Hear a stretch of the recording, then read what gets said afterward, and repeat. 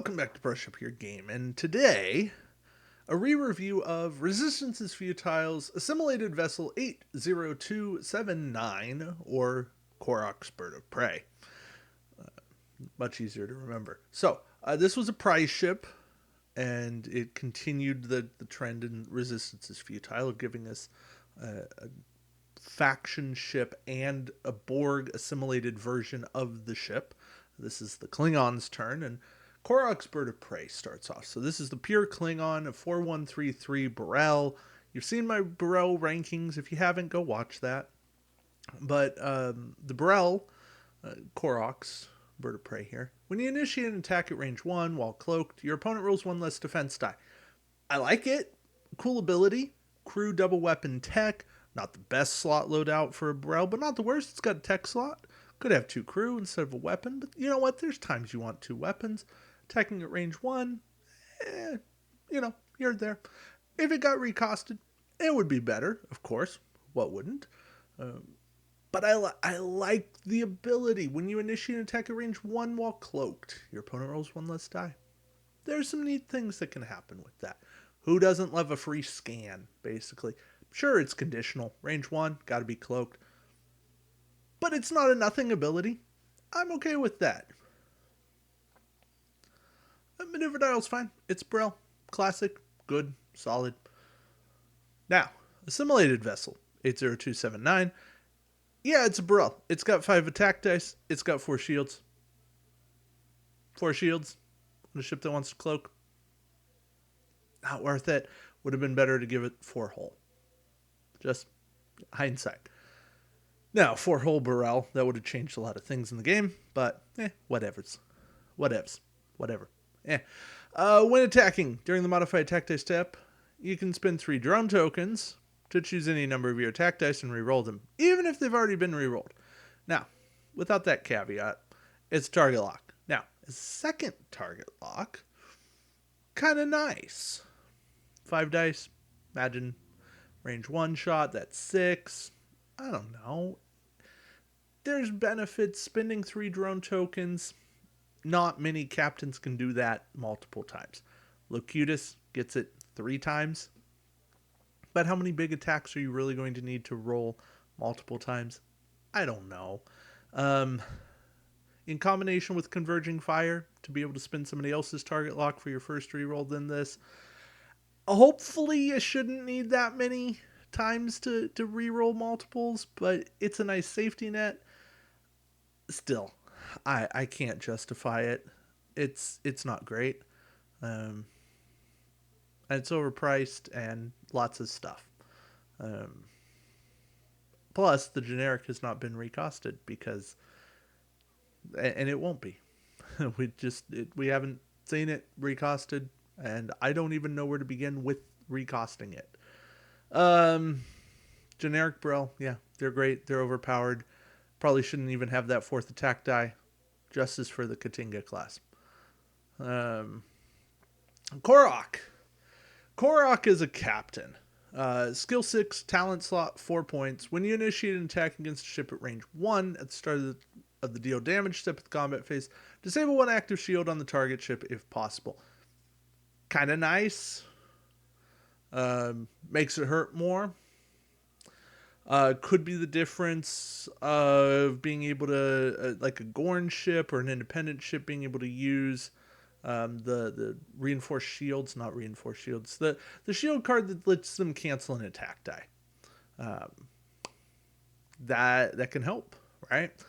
Disabling an active shield's like canceling a defense die, or, well, canceling an evade. So again, it helps. It's range 1 dependent. Korok naturally goes on Korok's Bird of Prey. Might as well hit them where it hurts. I think there's a fleet that can work with disabling a lot of active shields. There's the Vidian, there's the Negvar, there's Korok here. It can go all together. Projected Stasis Field, of course, naturally goes with that. Is it everything you need? Probably not. But is it an aspect of a fleet? Yeah, I think there's an idea at play there. Then we have Borg Korok. At the start of the game, place 6 drone tokens on this card. When you inflict damage to an opponent's hull during the deal damage step, you may spend a drone token to convert a normal into a crit. I'm torn on this. Crits can be very lethal, especially if it's like the first crit you're getting through, right? If you're only putting on 1 damage onto an opponent's hull, then yeah, sure, let's make a crit. Let's see what happens. If you're 1 short, why not take a chance that you get direct hit, minor explosion, warp core breach, engine room fire, where you at the start of the combat phase you got to roll, see if you take the damage. These are chances worth taking, but you still have to be inflicting that damage. Is it worth it? Maybe. Mission play. I think there's something. I think there's better Borg captains. Part of the assimilated fleet. Yeah, I think there's utility. I think Korok's definitely unique in that regard, and I'm a fan of unique captains. I'm just not sure how good he truly is. But I like the idea. I like being able to up-convert normal into crit. I think that's cool. Warrior Spirit is a 4-point Klingon talent. When attacking at the end of the deal damage step, you may discard this card to roll 2 attack dice. Each hit or crit result damage the defending ship as normal. For each blank or battle station, your ship suffers a normal damage to its hull. 50-50.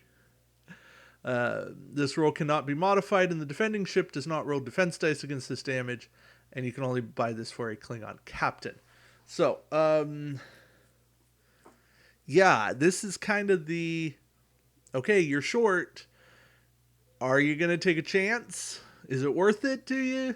Do you have some way of repairing damage? Because Klingons typically don't. Do you have an ally ship that can repair damage?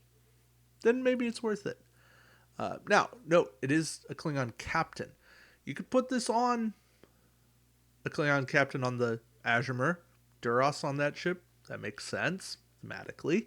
I mean, I know Duras ran a bird of prey. I get it. Don't come at me. I'm just saying Duras on a Romulan ship. And the Azimuth wants hull damage.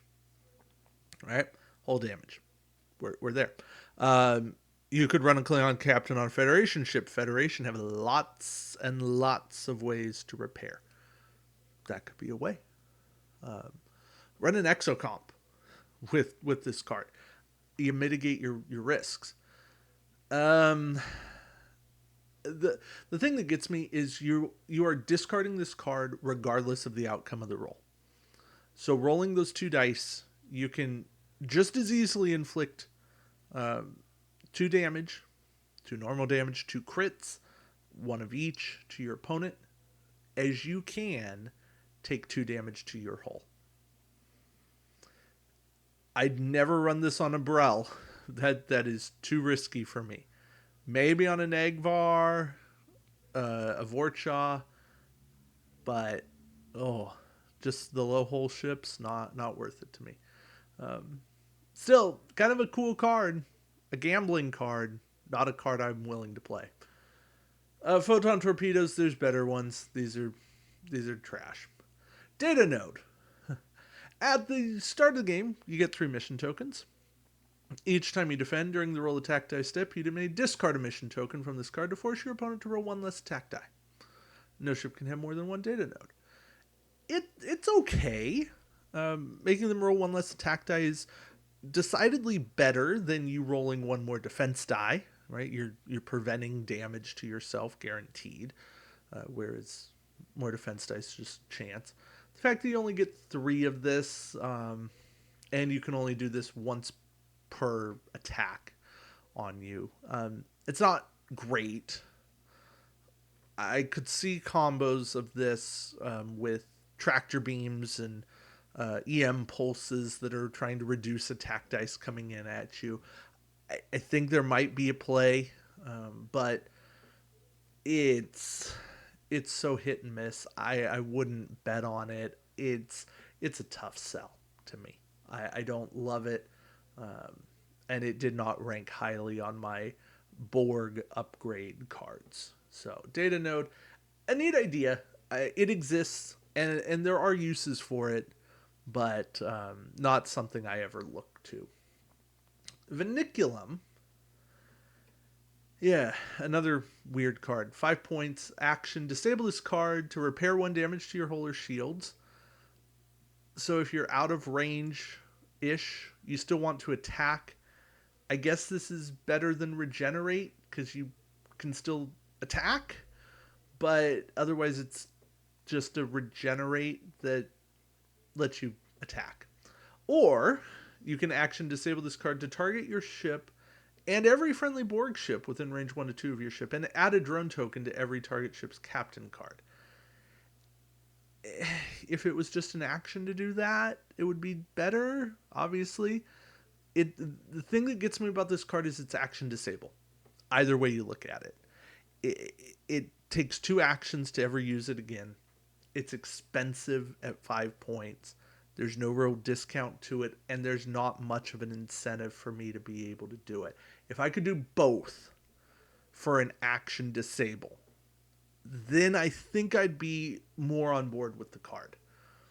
But I can't, so I'm kind of stuck.